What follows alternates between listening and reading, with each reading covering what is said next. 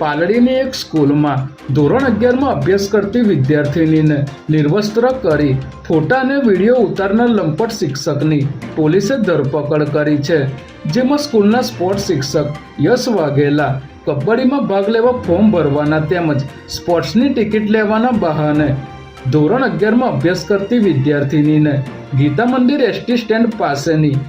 એક હોટલના રૂમમાં લઈ ગયો હતો અને જબરજસ્તી કપડાં ઉતરાવી ફોટા અને વિડીયો ઉતાર્યા બાદ લગ્ન કરવા દબાણ કરતો હતો, ત્યારે વિદ્યાર્થિનીની માતાની ફરિયાદના આધારે સરખેજ પોલીસે આરોપી યશ વાઘેલાની ધરપકડ કરી આગળની કાર્યવાહી હાથ ધરી છે.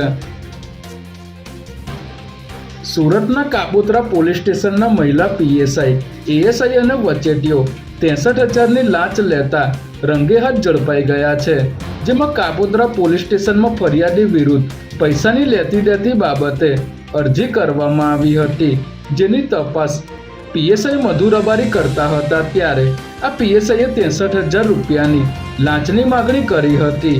જેથી ફરિયાદીએ એસીબીનો સંપર્ક કરી ફરિયાદ આપતા વડોદરા એસીબીએ પીએસઆઈ વતી લાંચ લેનાર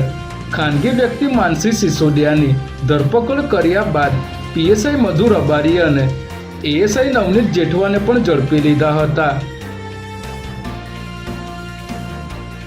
વડોદરાના દીનદયાલ ઉપાધ્યાય ઓડિટોરિયમમાં આજે મુખ્યમંત્રી દ્વારા ₹1,156 કરોડના વિકાસ કાર્યોનું લોકાર્પણ અને ખાતમુહૂર્તના કાર્યક્રમનું આયોજન કરવામાં આવ્યું હતું. આ કાર્યક્રમમાં મુખ્યમંત્રી ભૂપેન્દ્ર પટેલ સંબોધન કરી રહ્યા હતા, ત્યારે અચાનક બે મહિલાએ હરણી બોટકાંડ અને આવાસ મુદ્દે ઉગ્ર રજૂઆતો કરી હતી. જોકે આ કાર્યક્રમ બાદ મુખ્યમંત્રી ભૂપેન્દ્ર પટેલે